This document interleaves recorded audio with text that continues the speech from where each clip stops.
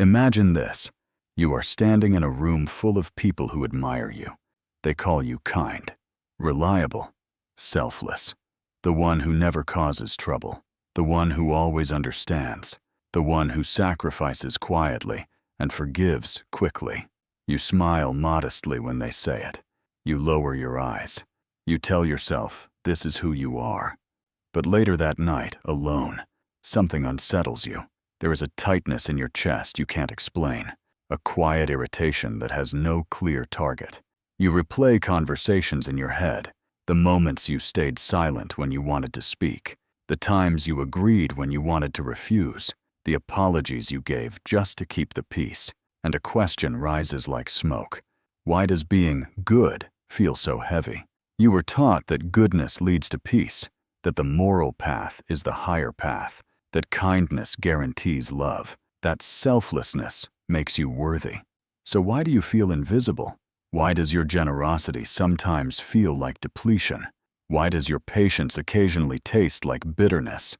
Here is the paradox no one warns you about. The more you cling to being a good person, the more you may be hiding from yourself. Because goodness, when it becomes identity, demands performance. You begin editing your reactions, filtering your anger, softening your opinions. You laugh at jokes that bother you. You accept behavior that crosses your boundaries. You convince yourself that discomfort is maturity. But what if it isn't maturity? What if it's fear? Fear of conflict, fear of rejection, fear of being misunderstood, fear of discovering that beneath your polished morality lives something darker.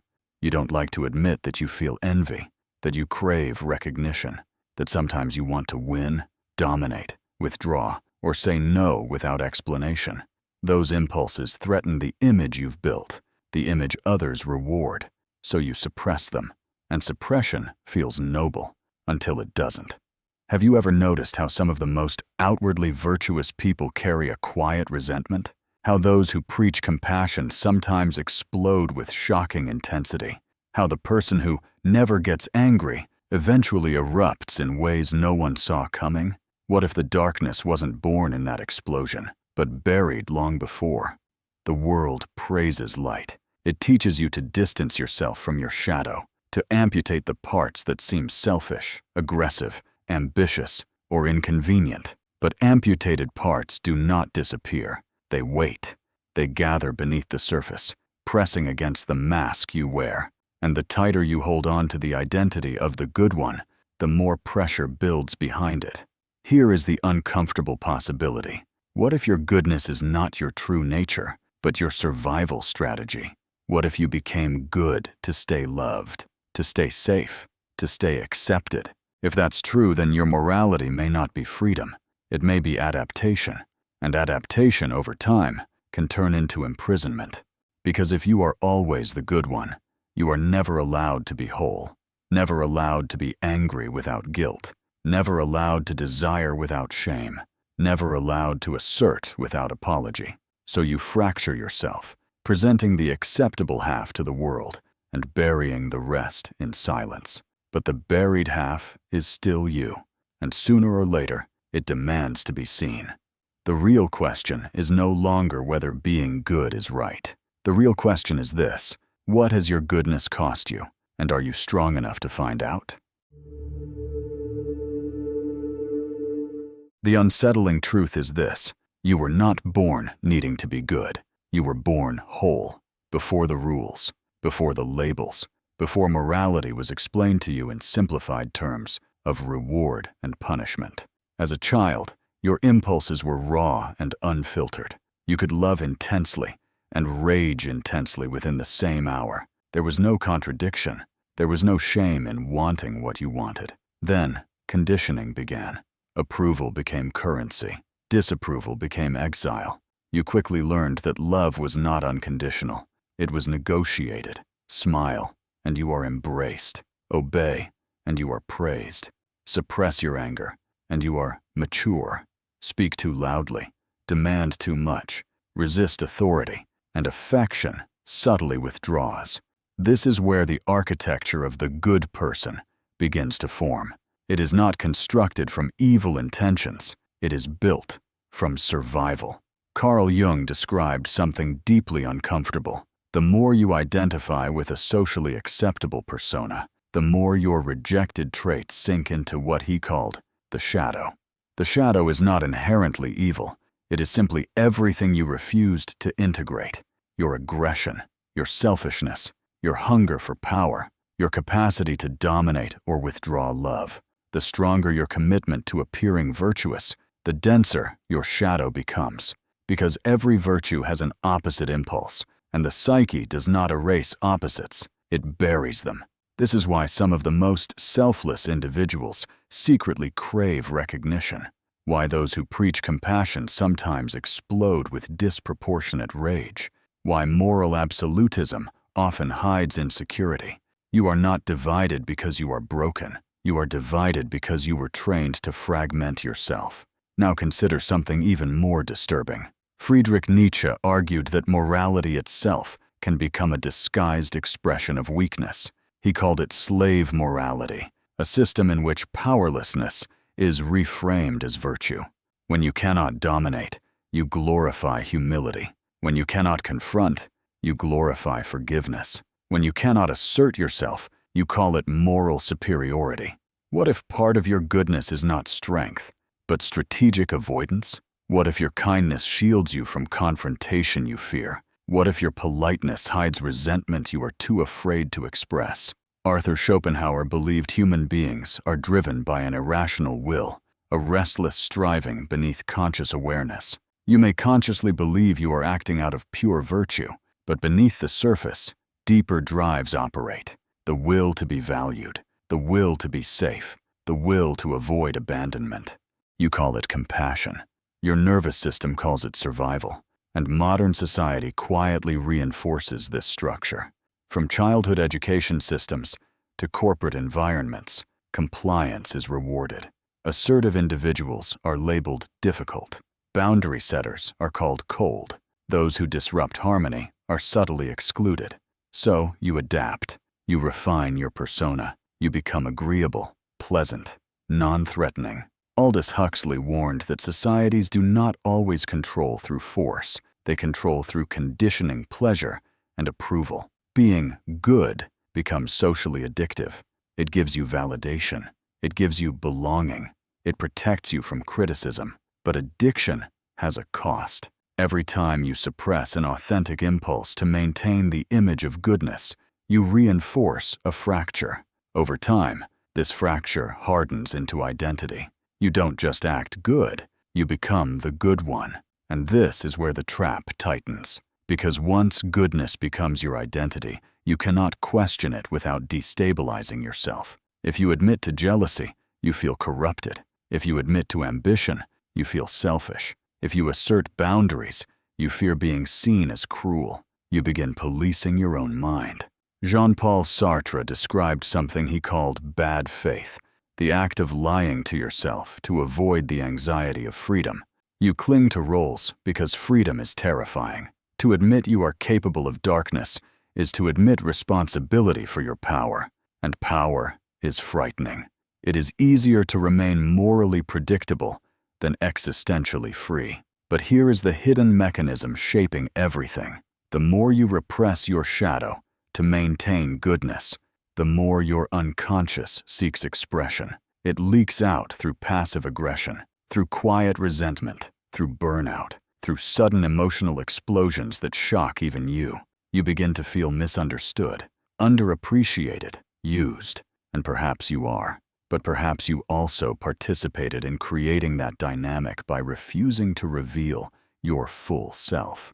The psychological roots run deep, deeper than personality, deeper than culture. They reach into existential fear itself. Because if you are not the good one, then who are you? This is the question most people avoid, and avoiding it may be the most dangerous act of all. Because what you refuse to integrate does not disappear. It accumulates, and what accumulates in the dark eventually demands a reckoning. At first, nothing seems wrong. You are admired, trusted, relied upon. People describe you as stable, mature, dependable. You are the emotional container for others, the quiet fixer, the peacemaker. But beneath that stability, something subtle begins to shift. You start feeling tired in ways sleep cannot repair. This is not ordinary fatigue. It is cognitive dissonance, the psychological tension that arises when your internal truth conflicts with your external behavior. Social psychology shows that when you repeatedly act against your authentic impulses, your brain must justify it to preserve a coherent self-image. So you tell yourself stories. I'm just being the bigger person. It's not worth the conflict. They need me. Each justification smooths the surface, but beneath it, the nervous system keeps score. Neuroscience reveals that chronic self-suppression activates stress pathways similar to threat responses. When you silence anger or deny frustration, the body does not interpret that as virtue. It interprets it as containment. Elevated cortisol, increased muscle tension, subtle hypervigilance. You become outwardly calm, inwardly strained.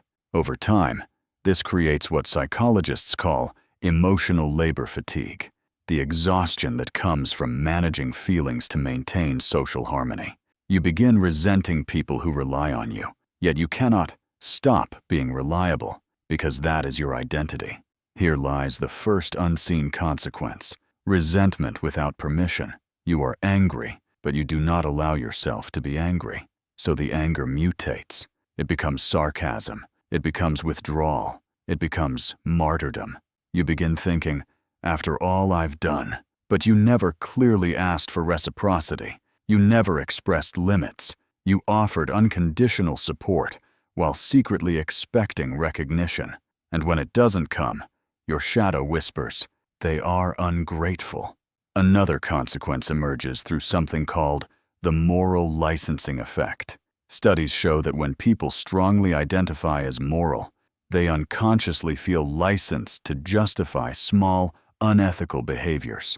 The mind compensates. You may preach fairness, yet indulge in private judgment. You may advocate compassion, yet harbor ruthless internal criticism. The stronger the moral identity, the stronger the unconscious compensation. This is why public virtue sometimes masks private chaos. Then there is projection, one of the most powerful cognitive distortions. When you disown aggression within yourself, you become hypersensitive to aggression in others. When you deny selfish impulses, you see selfishness everywhere. The world begins to look darker, harsher, more corrupt. But what you are reacting to may partly be what you refuse to own. Societally, this dynamic scales upward. Communities built on rigid moral identities often fracture violently. Groups that insist they are purely good struggle to admit flaws, and when flaws surface, they are denied, rationalized, or blamed on outsiders. History shows this pattern repeatedly. Moral certainty precedes moral blindness. On a personal level, the consequences grow more intimate. Your relationships begin to feel imbalanced. You attract people who need saving.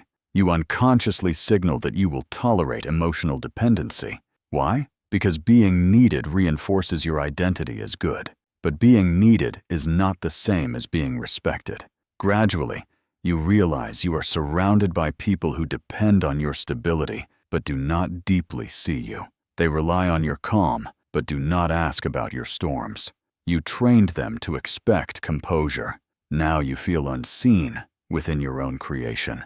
Another bias creeps in, the sunk cost fallacy. The more you invest in being the good one, the harder it becomes to change. You think, I've always been this way. Your past sacrifices feel too heavy to question, so you continue performing. But performance creates distance, distance from others, and distance from yourself. Eventually, the psyche demands balance. This can manifest as burnout, sudden withdrawal, a relationship you sabotage inexplicably, an outburst that shocks everyone who thought you were endlessly patient. The shadow, long compressed, erupts with disproportionate force, and when it does, the shame is overwhelming. How could I do that? That's not me, but it is you. The parts you rejected do not disappear. They amplify in secrecy. Neuroscience calls this rebound effect. The more you suppress a thought or impulse, the stronger it returns. The famous experiment of trying not to think about a white bear demonstrates this paradox. Suppression intensifies fixation. Your goodness, when rigid, becomes repression. Repression becomes tension.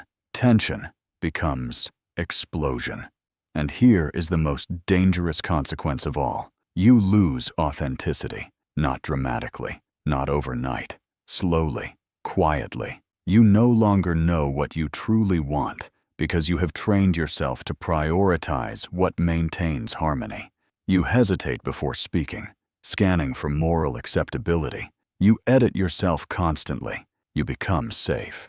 But safety is not aliveness. The tragedy is not that you are good. The tragedy is that you have mistaken goodness for wholeness. And wholeness requires integration, light and dark, compassion and assertion, empathy and boundaries. Without integration, goodness becomes fragility. And fragility, under pressure, always cracks.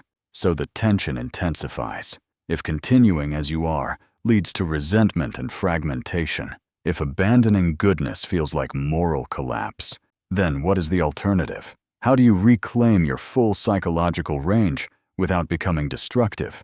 How do you integrate darkness without losing your humanity? The answer requires rebellion, not against morality itself, but against the illusion that morality means self-erasure. And that rebellion changes everything. The rebellion does not begin with aggression. It begins with permission. Permission to admit that you are not purely good. Permission to acknowledge that beneath your kindness lives anger. Beneath your patience lives irritation. Beneath your generosity lives a desire to receive. Beneath your humility lives ambition. The rebellion is not about becoming cruel. It is about becoming whole. For years, you believed morality required elimination. Eliminate envy. Eliminate pride. Eliminate selfishness. But elimination is impossible. The psyche does not delete. It integrates, or it distorts. The shift is radical. Instead of suppressing darker impulses, you study them. When jealousy arises, you ask what it reveals about your unclaimed desires. When anger surfaces, you examine what boundary has been crossed. When the urge to dominate appears, you explore where you feel powerless. This is psychological alchemy. Carl Jung insisted that confronting the shadow is the beginning of individuation, the process of becoming psychologically complete. Individuation is not moral perfection. It is conscious integration. You no longer pretend you are incapable of harm. You accept your capacity for it, and therefore you can choose responsibly. A person who knows their aggression can channel it into protection, leadership, and decisive action. A person who denies aggression will leak it through passive cruelty. This is the first mindset shift. Power acknowledged is safer than power denied. The second shift is even more uncomfortable. You must redefine goodness. Friedrich Nietzsche challenged inherited moral frameworks, arguing that many virtues are internalized constraints rather than conscious choices. The rebellion here is not to reject morality entirely, but to interrogate it. Which of your values are truly yours? Which were absorbed to secure belonging? When you say yes, do you mean yes, or do you fear the consequences of no? Rebellion begins the moment you practice deliberate refusal. You decline a request without over-explaining. You express disagreement without apology. You let someone feel disappointed without rushing to fix it. Notice the anxiety that follows. That anxiety is withdrawal from approval addiction, because being the good one often functions like a dependency. Validation becomes dopamine. Neuroscience shows that social approval activates reward circuits similar to addictive substances. Each compliment reinforces the persona. Each conflict threatens it. Breaking free requires tolerating temporary discomfort. You will feel misunderstood. You will feel guilt. You may even feel selfish. But these emotions are not proof of wrongdoing. They are symptoms of recalibration. The third shift is responsibility. Jean-Paul Sartre argued that freedom is terrifying because it removes excuses. If you are not merely a good person by nature, but a complex being capable of harm and generosity, then every action becomes a conscious choice. You cannot hide behind identity. You choose kindness. You choose firmness. You choose confrontation when necessary. This is moral adulthood. History offers examples of individuals who integrated rather than suppressed, leaders who balanced compassion with unyielding boundaries, thinkers who questioned sacred norms despite social backlash. They were not agreeable. They were not universally liked, but they were internally aligned. Alignment is the true goal. Actionable rebellion begins small. Start by noticing where you habitually overextend. Track moments when you say yes while feeling resistance. That resistance is data. Instead of ignoring it, pause. Ask yourself, what would integrity look like here? Sometimes integrity is still kindness. Sometimes it is firmness. Sometimes it is silence. The difference is that it is chosen, not reflexive. Next, practice conscious assertion. Express one honest opinion daily without cushioning it excessively. Set one boundary without apologizing for its existence. You are not attacking anyone. You are recalibrating your self-respect. Then comes integration work. Journal your shadow traits. Write down qualities you secretly judge in others: arrogance, selfishness, laziness. Ask where these exist in you, not to shame yourself, but to recognize humanity. When traits become conscious, they lose their compulsion. You do not become darker by acknowledging darkness. You become stable. Finally, detach from the need to be universally perceived as good. Perception is unstable. Integrity is internal. When your behavior aligns with conscious values rather than approval-seeking, you become unpredictable in a healthy way. You cannot be easily manipulated by guilt. You cannot be easily controlled by praise. This is psychological sovereignty. You are no longer the fragile moral figure dependent on external validation. You are a person who can access anger without being consumed by it, who can access ambition without shame, who can say no without self-hatred. And paradoxically, this makes your kindness more authentic, because now it is voluntary. Now the tension shifts again. If goodness was never about erasing darkness, if wholeness requires embracing your full capacity, then perhaps the deepest realization is not that you are flawed. It is that you were never meant to be pure, and what that means for your identity may change everything. Imagine standing in front of a mirror, not the physical kind, but the psychological one. For years, you have tried to polish the reflection. You tried to make it cleaner, softer, more acceptable. You tried to erase the cracks, blur the shadows, filter out the parts that did not match the image of a good person. But now, for the first time, you stop editing. And what you see is not corruption. It is complexity. The ultimate truth is this: goodness was never meant to be purity. It was meant to be choice. Purity is fragile. It shatters under pressure. It depends on never being tested. But wholeness is resilient. Wholeness can face its own darkness without collapsing. When you stop trying to be good in order to be loved, something extraordinary happens. Your kindness becomes sharper. Your compassion becomes stronger. Your boundaries become clearer. You no longer give to prove your worth. You give because you decide to. There is no hidden contract, no silent resentment, no suppressed fury waiting to explode. Because you have acknowledged the full range of what you are capable of. You are capable of selfishness, and you choose generosity. You are capable of cruelty, and you choose restraint. You are capable of dominance, and you choose fairness. That is strength. The person who believes they are incapable of harm is naive. The person who knows they are capable of harm and acts consciously anyway is powerful. This is the paradox resolved. You do not transcend darkness by denying it. You transcend it by integrating it, by allowing it to inform your boundaries, sharpen your awareness, and deepen your empathy. When you embrace your shadow, you stop projecting it. The world appears less hostile. People seem less threatening.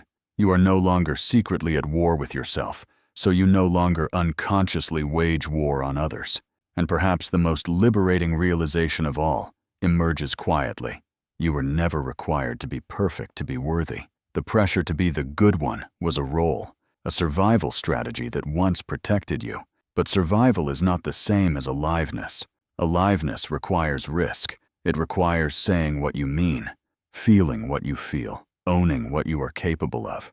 It requires accepting that some people may dislike you when you stop performing, and being at peace with that. Because the cost of universal approval is self-abandonment. The cost of wholeness is discomfort, but the reward is freedom. You are not here to be morally spotless. You are here to be conscious. And when you walk through the world as a conscious being, aware of your light and your darkness, something shifts. You become less reactive, less desperate for validation, less afraid of confrontation. Your goodness is no longer brittle, it is grounded. You no longer need to convince anyone that you are good. You simply act in alignment with what you have chosen to value. And that choice, repeated deliberately, is far more powerful than any inherited identity. So the next time you feel the urge to prove your goodness, pause. Ask yourself, am I acting from fear or from integration? Because the deepest transformation does not come from becoming better. It comes from becoming whole. And once you are whole, goodness is no longer a mask. It is a decision.